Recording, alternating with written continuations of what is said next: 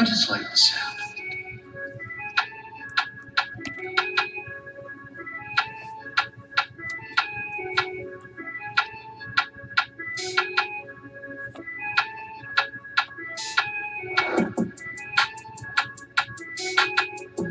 What's going on, guys? Welcome back to Pure Evil MMA. I'm your host, as always, Evil Eddie, and it is Monday. It's an icy Monday here on the East Coast, but we got some heat coming through as we are joined once again by Robert TQ Turnquest. What's going on, TQ?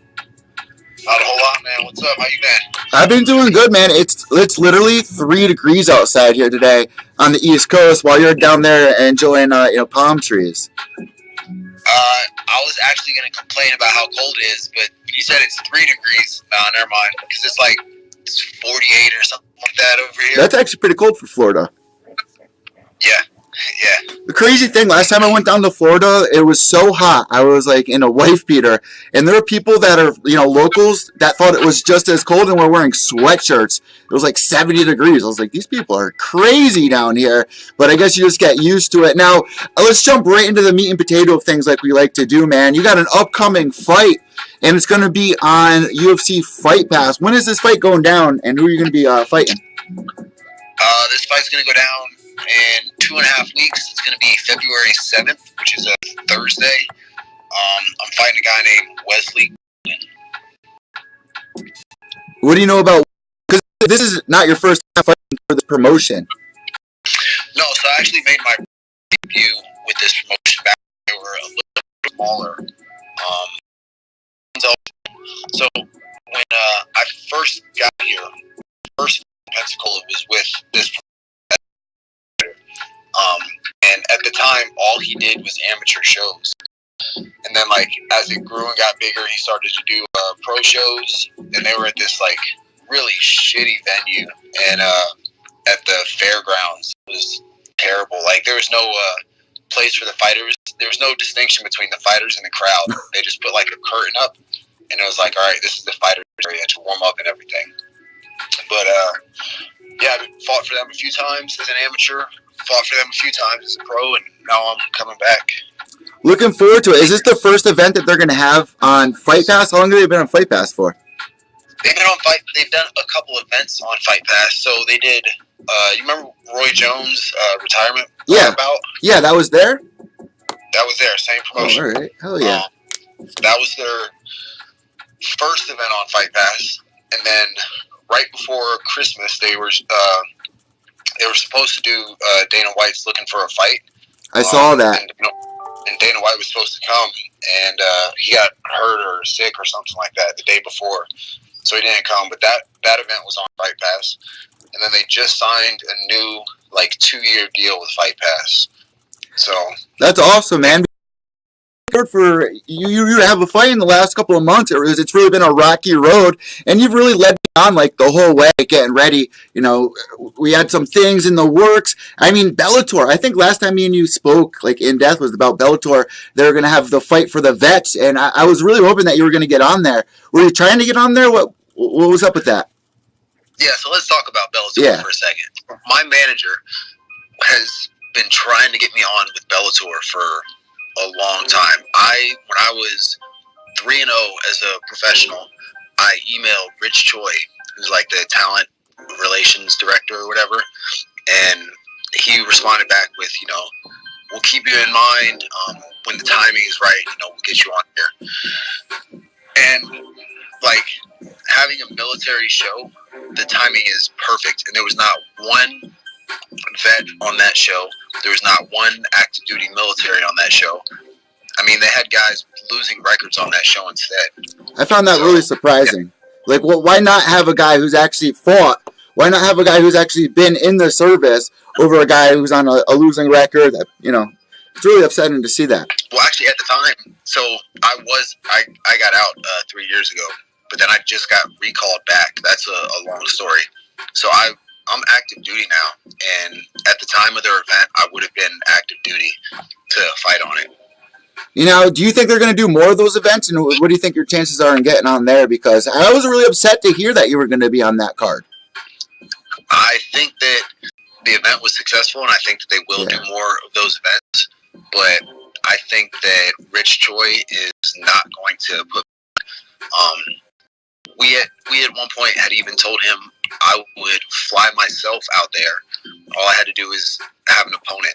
Like, we made it as easy as possible for him, and he didn't put me on the show. So I don't think he's going to put me on. Why is it so difficult?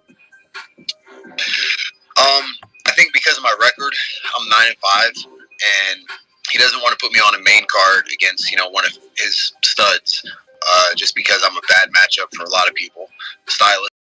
And honestly, I think that's the biggest reason. Next to, I think he's just tired of me emailing him. I've been emailing him since like 2014, and every time there's a show that's within driving distance or that I can fly myself to, I'm like, hey man, I'm ready. Put me on. And it's always, the timing. But if you don't want to put me on a military show in Hawaii, where I have 3 military bases that the director of All Navy Athletics said they would promote the hell out of me and do a whole bunch of stuff to get, the military support. I lived in Hawaii for half my life. I have tons of family and friends, kids that I used to coach from judo. I coached at one of the biggest schools in Hawaii. So I have, a couple hundred students that would have come to support me. Like, I would have out the Blaisdell, but instead he went a different route. So if the timing wasn't right to put me on that show, there's not going to be a show where there's better timing. I mean, I love Bellator. I even mentioned this backstage. One of my close friends, fighters that I've got to grow close with in the last year or two, Mikey Kimball. He had a successful year. He was on the main card for Bellator because somebody that was on the main card originally fell off. Now, he got the knockout in like a couple of seconds. He gets another fight for Bellator, and they put him on the prelims. I thought that was crazy enough when you had people like Ariel Helwani talking about him. You had all these people talking about him, and they stuck him on the prelims. Then he goes in there, and he does it again, gets a knockout in like 11 seconds. And now he finally is on the main card. This seems like it goes on a lot over at Bellator. It's really hard to get on a card, but yet there's other fighters there that are on losing records, or they set fighters up where it could be an easy win for him, it seems like. And really lately, like, they had this girl I know, Janae Harding, who is signed under... She's beast. Yeah, she is, and she took out one of Conor McGregor's teammates. And you look at it, and you're like, you think they're trying to promote Conor's girl there, and they set her up against Janae, who I think had a losing record at the time, but she ended up beating... what was her name? Sutton Kavanaugh. She ended up beating her. So it seems like Bellator tries to set up fights where it's like they're trying to build a name off of. And you made a great point saying, because of my record, they want to build names up, and I'm not a good matchup for a lot of these guys. Yeah, and so a lot of talking about the guys that they bring in, Bellator is turning more and more into just a popularity contest. They always talk about how they're about the rankings and stuff like that, but you look at Dylan Dennis, you look at Baby Slice, I'm sure you're familiar with Aaron Chalmers. Yeah. A guy from Geordie Shore. Like, you have 3 guys that are amateurs, essentially. I mean, they're not pro level at all, and they're fighting for a major promotion. And they bring in guys that make these guys look good. Aaron Chalmers hasn't fought anybody with a winning record at all, and he's 5-0 now. His last opponent was like 11 or something like that. Dylan Dennis, he fought a guy with a losing record. Baby Slice, they keep bringing in guys for him, and when he loses, then they bring in somebody else with another losing record to help build him back up. Yeah, they just got in trouble. They wouldn't sanction a fighter a couple of weeks ago for Bellator. They tried bringing in somebody with, like you said, like an 0-11 record, and they would not sanction the fight. Because, I mean, that's crazy to book somebody on a Bellator card with an 0-11 record, and then there's guys like you out there that actually deserve a shot at Bellator. If they get into a fair promotion to, you should have a shot on a card that, for the vets, at least. That's got to be so frustrating to you. You must have felt really just crushed deeply. I mean, that's really disrespectful, in my opinion. You've been messaging him for a long time now, clearly. I just think that's a big slap in the face, and it's got to bother you a lot. Yeah, it does bother me a lot, and, I try not to let it get to me. If they were to offer me a fight against, pretty much anybody, I I would take it. I told you a while back, my manager put me in to fight Joe Schilling. Joe Schilling had a guy fall out, and I was like, yeah, I'll fight him. And instead they went again with a guy with a losing record that ended up not answering the bell after the first round. And I'm like, come on, like, you're picking guys like that over guys that have a proven track record and that I'm going to at least show up to fight. Like, I'm not going to quit in the middle of it. And you're supposed to be one of the biggest and best promotions in the world, but you're putting on fighters like this, and it doesn't make any sense to me. And you're talking about, and I've talked about it a lot lately too, that MMA is going into the entertainment era of things, and it's bothering a lot of fighters. It's bothering a lot of diehards that have been with the sport for a long time, seeing where the sport is headed now. They just had their first event on ESPN Plus, and they brought somebody in that I've been against. I don't think that he deserved a second shot. His name is Hardy, and he got disqualified this weekend in case nobody out there saw it. What are your thoughts on that, man? Because that bothered me. How do you have Cowboy Cerrone on the prelims? How do you have Joseph Benavidez not in the co-main event? How do you have Glover Teixeira not in the co-main event? But yet you have a guy who's never been inside the octagon go in there. And I'm not saying that he didn't impress me in that first round. That I don't think that he has a shot, to get better. I think he's a pretty decent fighter. But the fact that he was co-main event and the fact that they bring in guys like CM Punk with an 0-1 record against a guy who's 0-2, it's bullshit. It really is bullshit. Let's talk about Greg Hardy. How do you feel about that? So I have a couple feelings about Greg Hardy. First is that, yeah, he was, convicted of domestic violence and everything like that. And I understand the whole, don't hold somebody's past against them. Like, he paid for it. He's trying to move on. So great. I'm not going to hold that against him. But I think that putting him on the same card as Rachel Ostovich, who just had a domestic violence case, was piss poor on the UFC's part. But I think it got what they wanted. They wanted the extra media attention, the extra focus on, look at this, event that's happening, and they put a domestic, violence victim on the same card as, someone that was guilty of that. So I think that got them a little bit extra media attention, and I think that's what they were going for. But I think that was just poor planning on their part and a terrible idea. Now, oh no, go ahead. If you're Greg Hardy, man, you would think, listen, this girl just went through a lot. If she's going to be on this card, let me get on a different card. I felt that was kind of weird too. That was, he could have spoke up and he could have said something. I think the UFC got the media attention that they wanted. But yeah, putting him on as the co-main event, holy shit, Donald Cerrone, he's in the record books for everything. He's a fan favorite against, one of the best up-and-comers. How is that not the co-main? You have a guy that his next fight is potentially, a contender fight against Conor McGregor, and you put him on an undercard. He was on the fucking prelims. Like, get out of here. That's insane. I got to 100% agree. Now, he actually trains down in Florida. Have you ever seen him? He trains at American Top Team. No, when I go down south, I go to Hard Knocks with Henry Hooft and those guys. So yeah, I haven't seen him, but I have friends that train over there, and they say that that he is actually trying to turn his life around, and he's trying to get over the domestic violence stuff. So I mean, I get that. Give the guy a shot, but put him on the prelims. Like, Jesus, how is he already? He's 2-0 after a couple contender fights. Oh no, 3-0. A couple contender fights, and I think he fought for LFA. And he's on the main card. Like, that's insane. Yeah, let's see here. Dana White's Contender Series, Extreme Fight Night he fought for as well back in September after Dana White's Tuesday Night Contender Series. Now, here's the issue where everyone's kind of jumping on my back about this, where it's like, man, that's in the past. Let's leave that in the past. Everyone deserves a second shot, but not in this sport, man. I can't praise a guy in this sport for being violent. At the end of the day, this is a violent sport. As pretty as we want to make it and put makeup all over it, trying to make it look like it's not as brutal as it is, this is a brutal sport. And for somebody that has a record like that, it's really hard for me to look past that and praise somebody for continuing violence. Yeah, to me, it's one of those like catch-22s.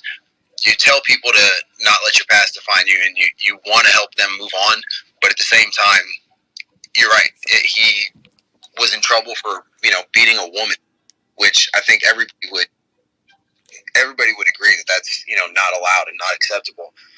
And then he's getting paid to just continue to beat people. So I get what you're saying, and it's kind of a catch-22. But I just would like to see less attention on him, just in general. I get that he's, former NFL, and he brings another crowd with him that the UFC might not have had before. But still, you don't want to build a name off of domestic violence. Like, what's that saying about the UFC? So let me also bring this into play. You're a fighter. You've been at a point in your career where things were pretty new to you. What do you think about the disqualification, the knee to the head there? Because for me, it really seemed like his opponent, Alan Crowder, got into his head in that second round. He was taunting him. He had his hands down. You know damn well that's got to bother anybody. And, then he lands that illegal knee. What were your thoughts on that? Did you catch that? So, to me, that looked like it was a purposeful knee. Like, that looked like it was 100% intentional. And I think when you do something that's 100% intentional, you need to be disqualified, and there should be some type of suspension at a minimum. I honestly don't think after something like that, he should be allowed to fight again. At least not in the UFC. Shout out to Dan Mergliotta for immediately calling it and being like, listen, if this guy can't recover, if Alan Crowder can't recover, I'm disqualifying Hardy. I like that that Dan Mergliotta stepped in and said that. I like that he stepped in and said that. But I kind of disagree. Like, I think that should have just been done. You throw an illegal knee and accidentally hit someone in the groin. Okay, that's one thing. He threw a knee to the face. Like, changes everything. That's a complete game changer. So, yeah, I just think it should have been an immediate disqualification, not if Alan can't continue. Well, you bring up a good point when it's like, an eye poke or a kick to the groin could be accidental, but they're not game changers the way an eye poke is, but not as much as a knee to the head. Not many people go through that, come back into the fight and get the W. And if they do, we praise that person for making a comeback. It's totally unfair. You're a fighter. What would be going through your head in that situation? Because Hardy was saying, I thought his knee was coming up. If you go back and watch it, you'd see that he was in the motion. I was watching Cowboy Cerrone, what he did, and it was trying to time things. In a situation like that, you've been in a situation like that. What's going through your head? Do you really think it was accidental, or do you believe him? If you take away his past and everything about the NFL and domestic violence, and just look at him as a regular fighter, and you look at that with a fresh pair of eyes, what would you actually think there? Do you think that he was coming up? Do you think it was intentional? What goes through a fighter's mind in that situation? No, I take all that stuff away. I still think it was intentional. I've been in that position where someone's getting up, and you can see when their hand is off the mat. You can see when their knee is off the canvas. Like, you know when it's okay to throw it, and you know when it's not. And that was the time when it was not okay to throw it. I personally believe that was 100% intentional. And that's why I think he should be suspended at a minimum. But I really don't think he should be allowed to fight, by any sanctioning body in the United States. Now, moving forward, it was also on the ESPN Plus card. Did you buy ESPN Plus? Because I was pretty excited to see what it had to offer. They did a great job. All the other fights on the card went amazing. I enjoyed ESPN Plus. They brought in like 500,000 new subscribers. Did you buy it? And what are you hearing from people? So I don't have cable, so I had to borrow one of my friend's logins for the actual ESPN card. But yeah, I bought the ESPN Plus, and I think they did a good job broadcasting, production. All that was really good. What's the commentator's name that was new? Stephen A. Smith. Yeah, Stephen. Yeah. I get rid of him. He's been around for a long time. I was actually talking about him on the recap show. Matter of fact, he called the win. He was like, DC, I'm going after what you're saying, and I want to talk to you about this. He was talking about TJ Dillashaw versus Henry Cejudo. He was like, you got to wonder how strong his chin is going down 10 pounds. So he kind of called it out, but there are a lot of people that really don't like Stephen A. Smith for whatever reason, and I got to ask you about that. What do you think the difference is, the advantage is, with Henry Cejudo over TJ Dillashaw. Do you think that played a part into his chin being a little bit weaker than before? And as we move on, I'm going to ask you if you thought it was a late call. But let's start there. What do you think that it was that big of a disadvantage for TJ moving down 10 pounds? I don't know. Like, TJ's been dropped a lot, but he always recovers. When he fought Garbrandt, everybody thought he was out the first round, and no, he was. Oh no, was it second round? Yeah, second round, and he hung in there. Like, TJ gets dropped, but then he recovers. So I really don't know how much that weight cut had an effect on that, or how much that played into it. I kind of think it was, if you know the fighter, I think that was an early stoppage. I think a lot of fighters might not have been able to recover, but if you've watched any of TJ's fights, I mean, that's what he does. He recovers and he comes back. So I kind of think it was a little bit early. And you actually spoke about this before in the past. You told me a lot of the fighters backstage, when they meet with the referee, they'll tell him, listen, man, if I'm in this situation, let it run a little bit longer. You have a champion versus champion fight. There's a lot on the line. TJ put a lot into this. But it kind of scares me when you see somebody's, switch get turned on, off, on, and off. Do you think TJ's going to thank him down the road? No, I don't. I think TJ is going to want a rematch, and he's going to want it as soon as possible. And I think if you do that rematch, it's going to be a completely different story.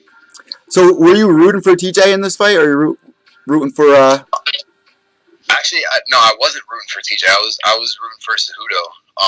I've been a fan of his, since the beginning. I thought he was the best shot the first time he fought Mighty Mouse to beat Mighty Mouse. I mean, that guy's on another level. But yeah, I was rooting for Cejudo, but I still rooting for Cejudo, and I'm happy that he won. I just wish it had ended differently than it did. Do you think Dana's going to get rid of that entire division, or do you think Henry actually saved it with that win? I still think that division is kind of on the chopping block. I don't know why Dana has such a hard time with that division. I personally think it's a promotional aspect, and I think it's the UFC not promoting that division correctly.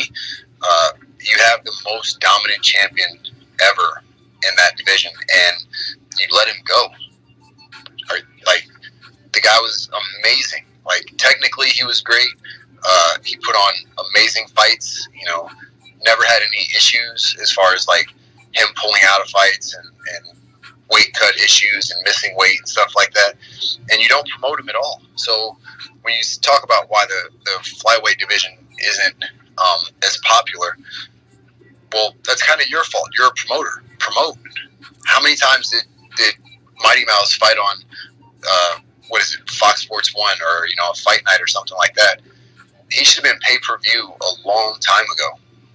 So I think the division's still on the chopping block, but I also think that their lack of popularity is entirely up to the UFC, or due to the UFC and their poor promotion. Now, how do the flyweights that how are they responding to this? Because for a lot of people out there, the UFC is the biggest dream. If you're a flyweight, it puts a lot of pressure on you. Like, what do I do? Do I move up to bantamweight? Am I even the size to move up to bantamweight? Or am I going to have a disadvantage there? What are some of the flyweights around you saying about this? How do they feel about it? Because, it's got to be extreme crushing for a lot of people. Well, really, the only flyweight that I know is Jose Shorty Torres. Hey. He and I fought on a Titan together a few times. Yeah. And he's already signed with Brave FC, or Brave CF, or whatever it is, out of like Bahrain and out of the Middle East. I know a lot of them are, like, just from social media and stuff like that, they're already looking at other promotions. They're looking at Bellator, they're looking at Brave, they're looking at One, and they're just going to plan on the UFC cutting that division, which I think ultimately they're going to. I think Cejudo winning might have got it to stick around for a little bit longer, but I think within the next year, that division will be gone. It's funny that you bring up Shorty, because I brought him on. I brought him and I brought on Jared Brooks, both on the same day. It was like one day after the UFC cut everybody. And Shorty was actually the first person to get the cut. So I was talking to him, and he actually had such a bright mindset. I mean, you know him pretty well, and you know his attitude. He's just always so happy. And he was telling me, it was like, it's been my dream to get to the UFC for so long. I've been chopping down trees to get there. Finally, I made it, and it wasn't what I expected it to be. Like, people, they say sometimes meeting your heroes is the worst thing that you can do. And he thought that he would get more respect, and I think that he'll get more respect over at Brave CF or Brave FC, whatever it's called, or these other organizations. And I think that's another reason why Demetrius Mighty Mouse Johnson may have left. One FC is going to be signed to, or they just signed to TNT here in America. So now they're going to be brought to you right here on cable. You got Bellator on cable. There's all these other promotions that are doing a lot better in the last couple of years. But Shorty Torres, man, there's no way you can't love that guy. And Jared Brooks had a completely different outlook on it. He was so pissed that they got rid of everybody. But Dana White really hinted towards this. We kind of knew that this was going to happen. Now, moving forward with this interview here, I got to ask you, do you think Henry Cejudo is going to go up to 135, or do you think TJ is going to want the 125-pound belt? Because in Cejudo's case, I don't want to move up to 35, but can he make 35 and look just as good? I think that TJ is going to want that rematch, and he's going to want it at 125 pounds so that he can show everybody that he is the dominant champ that he says he is. But I think that Cejudo is going to want to go up to 135 and fight TJ for his 135 belt, so that he can do the double champ thing. Moving forward, I think that if they agree to rematch 125, that prolong the life of the division. But if they can't agree to that rematch, then I think that's gonna, as soon as Cejudo moves up to that 135 belt, that's gonna be it. And I don't think Cejudo's a 135er. Down Cowboy Cerrone versus Alexander Hernandez. Hernandez was such a big impact in 2018, and this was a huge matchup for him. Going against Cowboy, and Cowboy looked phenomenal. What did you think about that fight? I was on the edge of my seat going into the fight. I was honestly really worried about Cowboy. The guy's a stud, but he's also older. He's been doing this for a long time, and I knew that this would be a kind of a make or break fight for him. And Hernandez is really good, so I knew it was going to be tough. But yeah, I was on the edge of my seat that entire fight. But once Cowboy, found his range and he found his pace and everything like that, you could tell that he was very clearly in control of that fight. So also, did you catch the new belt? What do you think of the new title belt? There's been a lot of mixed reviews about it being like the Power Rangers. People, they're not too stoked about it, but there are some cool features to it, like the gems on it, the flags on it, what everything means. What do you think about this new title? I don't like it. I think it looks cheesy, and I don't know. I just, when you think about the UFC champ, you picture, that belt that says UFC big as hell across it in gold. Like, I didn't like it from the first picture that I saw of it. Now, the memes that I've seen from it, those memes are funny as hell. Yeah. But, yeah, I don't like that belt, man. Yeah, Cowboy's been, and when you look at some of the older fighters, Cowboy's been chasing the belt for years, and like he said, now is his time to go after it. He wants to fight Conor McGregor. And Conor said yes. Yeah. What do you think happens in that fight? That's going to be fun if they actually book that, because you can already tell Conor's going to go in on Cowboy. Yeah, man, I think if they book that, I think the shit talking that's going to happen in the lead up is going to be phenomenal, and that's going to just be hilarious in itself. But the fight, oh man, that's just going to be a hell of a fight. I'm not even going to try to call a winner. I'm pulling for Cowboy. I've been a fan of his since he was on Tap Out or whatever that show was. I want to see Cowboy win, but that's going to be a fight, man. And if you look at it from the distance right now, and you look at where Conor McGregor is coming off a loss to Mayweather, MMA fight, but it was still a loss.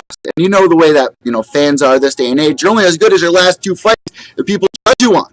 And now you got Cowboy, a confident Cowboy, coming off 2 wins, and you got Conor McGregor coming off 2 losses.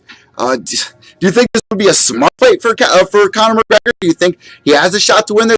I'm picking Conor to win this fight. I think this is a strategic fight for him, and I think that he could win this fight. But it's going to be so competitive, and it's going to be the fans are going to go nuts for it. I think that. So my opinion is that strategically, this is a terrible fight for Conor. He took so much time away from MMA, and I think it showed when he fought Khabib. I think that if he had rolled straight in from, beating Eddie Alvarez to defending his title again at 155 against Khabib, I think that would have been one thing. But I think he spent so much time focusing on boxing and, living the Mac life and getting his whiskey going and everything that he had going on. I think that's played a huge part. And I think it showed when he fought Khabib. I think if he fought Khabib 2 years ago, he wins that fight. Yeah. But him now, I think it's a different person, that it's just not the same Conor that was motivated, that was pumped, that was, spent all his time training and working out and getting ready for everybody. Conor was staying really active on his upcoming run when he got to Aldo, when he beat Mendez, and then even Eddie Alvarez. But now he had 2 years off. Now tell people that aren't fighters that are listening to the podcast right now what that really does to you. Do you believe in ring rust? I do believe in ring rust. It's just, you get so, when you are an active fighter, that feeling when you walk out, you just get so used to it, and it becomes normal and second nature. And then when you take 2 years off, even though, like you said, he had his boxing thing with Mayweather, but that's a completely different sport. So, he wasn't training his grappling, his stand-up, his takedown defense. Like, he was just focusing on, his boxing. And I think it showed in the Khabib fight. But yeah, it does affect you. It affects you a lot, which is, one of the reasons I'm so pissed I haven't been able to get a fight since last May. So let's jump back into talking a little bit outside of the Conor McGregor Cowboy thing, away from this card. Before we move on with this interview, I got to ask you about John Jones, the picogram, the USADA. What did you think? What was your reaction to that? So it's clear as day in the rules. If you test positive for anything, whether it's residual or not, you're not supposed to be licensed to fight. So they can say, like, yes, it's residual. He's already been punished for it. We're not going to, suspend him again. But until everything is out of his system, he's not supposed to be able to fight. And you uprooted an entire card. You moved an entire card to another state just for that one person that, in the rules, should not have been allowed to fight. Come on. That is bullshit. Now, as a fighter, what would you do if you were on that card? You had to uproot everything. Because a lot of the fans were telling fighters to shut up, stop complaining about it. You need John Jones. But that is so disruptive to your entire fight camp, your entire state of mind, for one guy who screwed up time and time and time again. I mean, Jesus. I got to ask you, a picogram. I mean, he's saying that's like a grain of salt chopped up into 500 million pieces. It just shows you how good USADA is. Do you think people should get in trouble for something that small in their system, or should they be banned? Because the other fighters were banned for 2 years for it. Look at Tom Lawler. He got banned for 2 years for it. You have Frank Mir. Same thing. 2-year ban. John Jones, no ban. They're going to uproot everybody.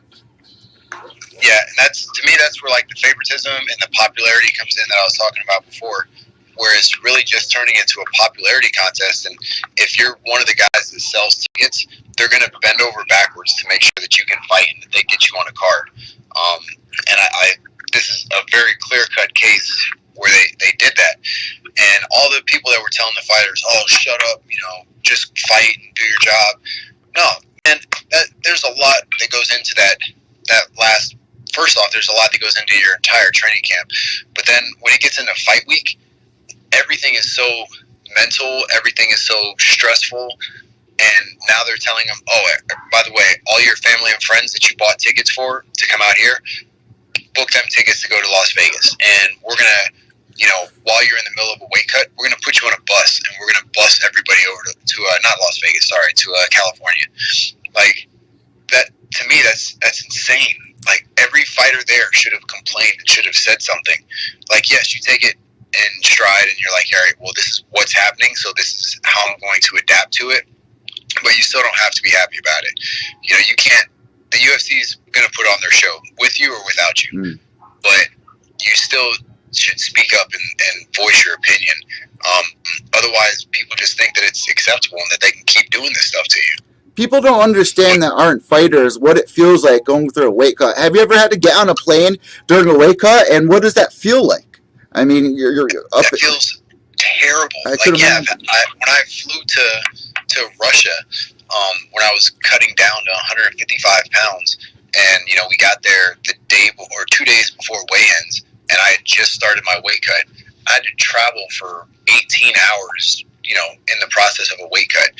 And you're going to move these guys 2 days before they wrap up their weight cut. They're, you know, but they move them on Wednesday, I think it was. Everybody left like Wednesday morning. And, you know, that's really when your weight cut starts. So it's, I don't know. To me, it's unacceptable.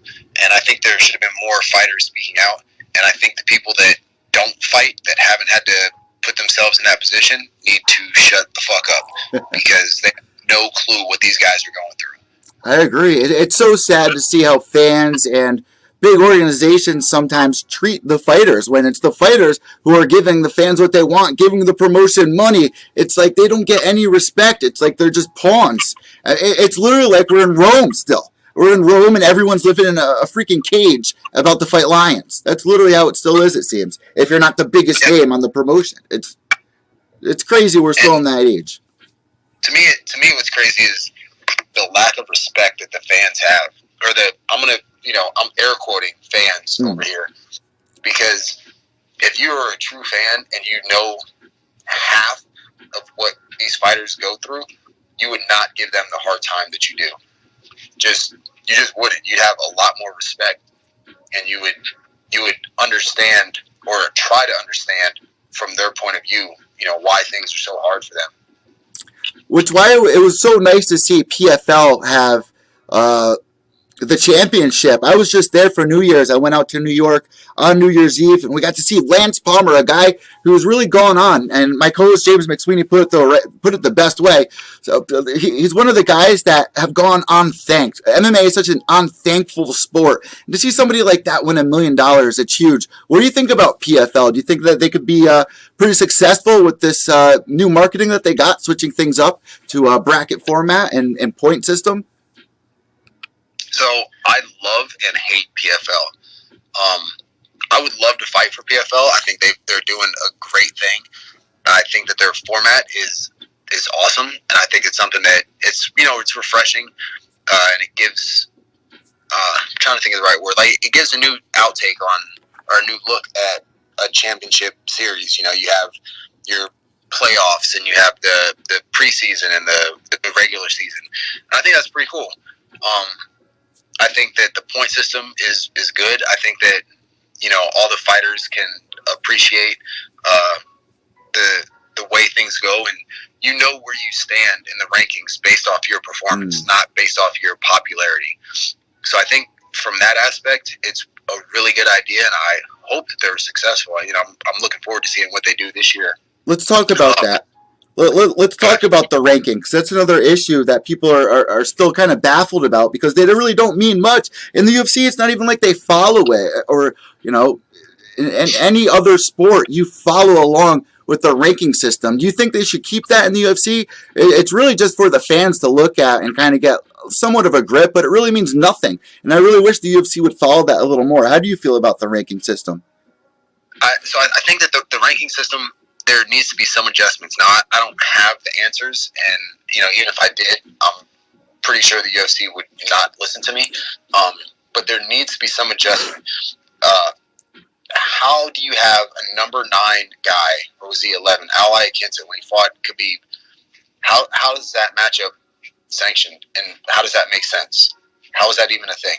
In what other sport do you have a number 9 team playing for the championship?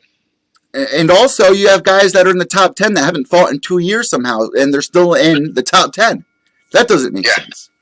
That doesn't make sense either. So there needs to be some adjusting to the rankings, and I don't have any idea of what to do. I mean, I've got some general ideas, but until that happens, there's going to be a lot of people that are going to be pissed off about the rankings, because they really are just arbitrary. Like, they don't use them for anything. Kevin Gastelum is what, 3rd or 5th right now, and he's getting ready to fight for the title. How does that happen? Like, I think it should be the number 1 person that's who fights for the title. You fight for the title and you lose. All right, you're no longer the number 1 person. You drop back a few rankings. You go back to 5th, and you have to work your way back up. But don't let number 3 and number 5, and number 9 fight for a title. That's not how rankings are supposed to work. How does that make sense? So of course there's a bunch of things in the sport that definitely need fixing. There's always things that don't make sense. But all in all, what do you think about 2018? Did you think it was a successful year for the sport of MMA? I think it was a successful year. I think a lot of the changes, them signing with ESPN, one getting that TNT deal, PFL doing what they did. I think it was a successful year. I think there's a lot of new fans out there. I think in general, 2018 was pretty successful. There were a couple black eyes, but for the most part, everything worked out the way. It didn't work out, but everything worked out better than it has in the past. So moving forward, obviously you got this fight going down February 7th, Thursday, February 7th, which everybody can watch on UFC Fight Pass, and you're going to be fighting at welterweight. Before we ask you what people can expect in that fight, how many times do you want to fight this year? So last year I was only able to fight 2 times. I had 4 fights fall through, and that was completely fucking devastating. Last year was my least active year since I turned pro. I want 4 fights this year. Now, are you going to be trying to do that all in MMA? You're going to try to switch it up, do kickboxing, go overseas, and try something else? Or are you sticking straight to MMA this year? I am sticking straight to MMA. Tentatively, I have a fight lined up. So I have my February 7th fight. I've got another fight in March against Tyler the Zombie Hill, who was on Dana White's Contender Series. And that's going to be towards the end of March, I think March 24th or 22nd. There's a promotion that contacted me in Poland, a small promotion in Poland that contacted me to come fight for them. So hopefully that goes through. But I'd kind of like to pick up these first 2 wins and then start reaching back out to some of these major promotions. Like I said, I'd love to fight for PFL. I think that'd be a great platform to fight for. My manager kind of wants me to look at fighting for Bellator. They put a sour taste in my mouth after this last year, so I'm not sure how I feel about that. But I think I'd pick up 2 wins in February and March, and now I'm looking at an 11-5 record with a 2-fight win streak and 4-1 in my last 5. And I think that gives me a leg to stand on when I reach out to some of these bigger promotions. Now, obviously, since it's going to be on UFC Fight Pass, and like you were saying at the beginning of the interview, the Dana White thing didn't work out last December. Is there any word on Dana coming back down there to film, looking for a fight? And if he does, are you going to, scratch at the wall to get on that card? So I was talking to Dean Toole about that the other day, and yeah, there is word about that. They wanted to do it on a certain weekend, but there's a pay-per-view that they can't miss, so they're looking at doing it a little bit later. So if that happens, yeah, I'm going to be on that card, 100% guaranteed. I'm on that card. Ooh, I also see. Oh, go on. No, go ahead. I also see Chase Sherman versus Jeremy Mays on this card. That's going to be an exciting one. Another gorilla. Yeah. Wow. Yeah, Chase guys. Sherman, Jeremy Mays got a lot of experience. That'll be, no offense to Jeremy May, but that'll be a good win for Chase Sherman.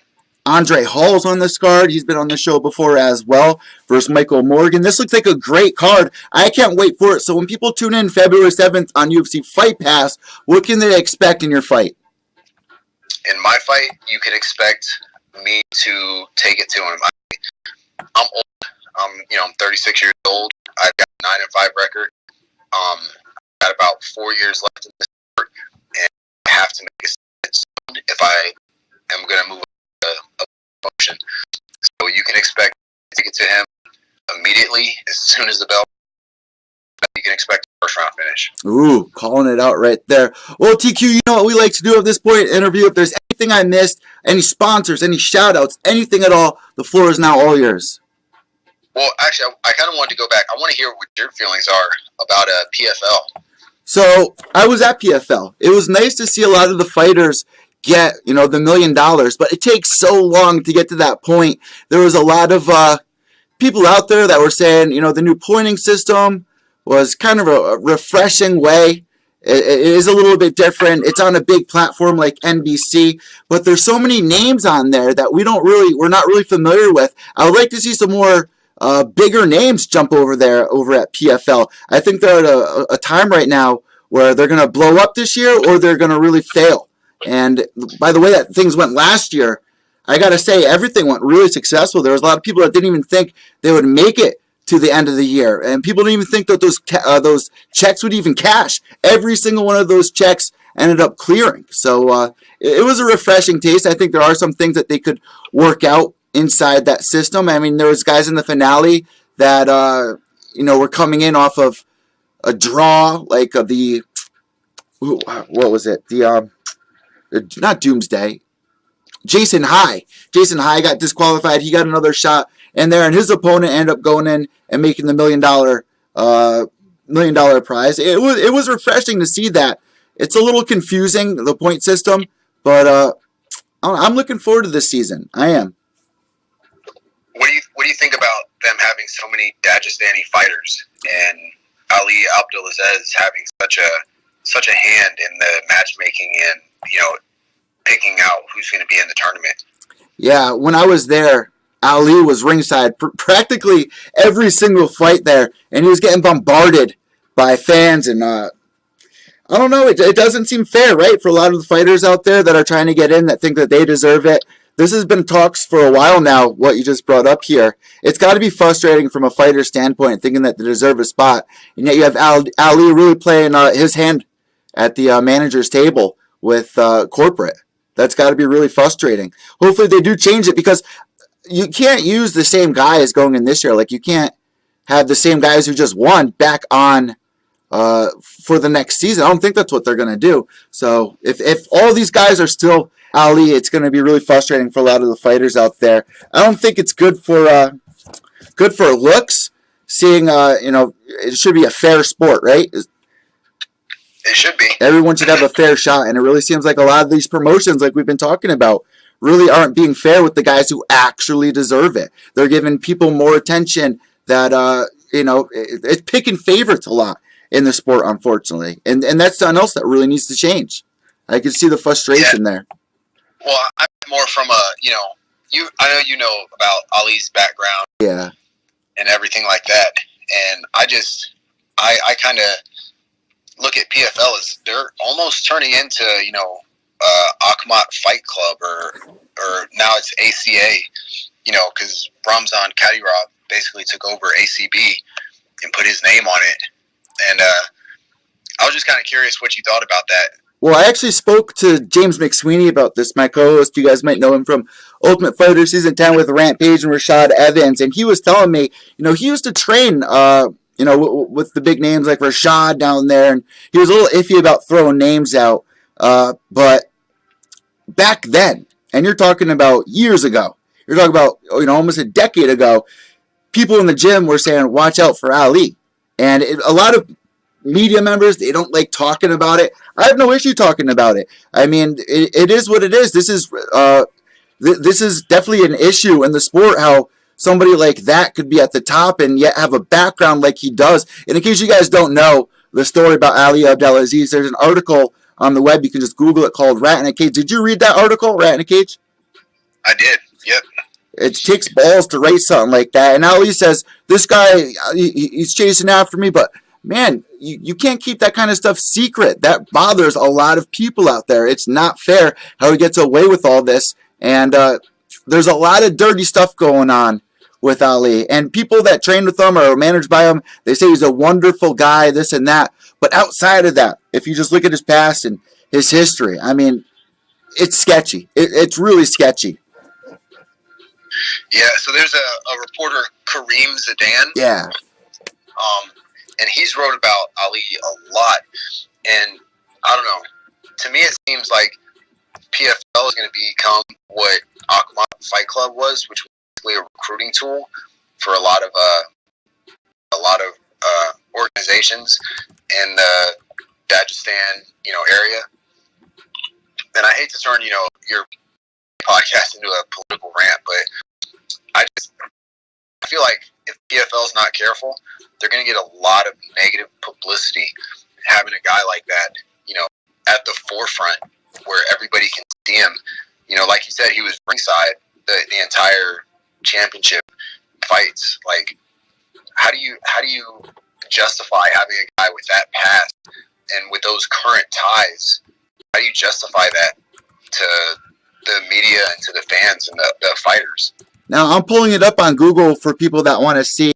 There's a bunch of articles with people, talking about Ali. If this is new to you guys, you probably heard it mostly when Connor was talking about it, even with Ali not paying child support and this like that. It seems so dirty to support somebody like that.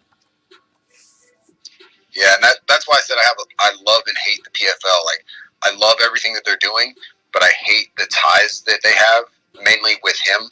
And, he brought in, every weight class had 4 Dagestani fighters. Was that possible? Like, who approved that? Yeah, it doesn't seem right. And I'm looking at some of these other articles, like when he got busted at the airport, saying that he was there for. He got pulled off a flight on 9/11. Yeah, that's what it was. Yeah, I mean, the guy's got a pass. He's got links to terrorist ties out of this world, and yet he's still allowed in the United States, and he's still, in charge of one of the major talent companies in MMA in the United States, in the world, and he uses it to pull his fighters primarily from Dagestan, from the northern Caucasus regions of Russia. Yeah.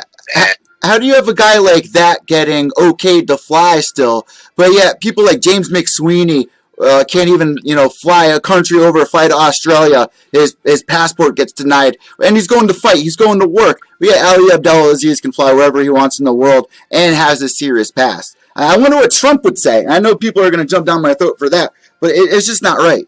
It's dirty. It's not right. No, and I agree with you 100%. And I just think that, like you said, if they don't bring in fresh names and if they don't do something, PFL, this is going to be their make or break year. Like, they have the potential to do something great in MMA, but if they're not careful, it can backfire and everything will come down crashing. Here's the issue, TQ. A lot of the media members out there, and I've been mentioning this a lot, they're afraid to speak up. People are afraid to talk about, the facts out there because they're afraid they're not going to get credentialed, or they're afraid they're going to get looked down on. But you have a guy like that, he manages some of the biggest names in the sport. It's like they really put you in the corner. They really trap you in the corner. There's nothing that you can say or do that's going to change anything. That's the most frustrating part about the sport. Even for all the topics that we discussed, it's like there's this clear issue.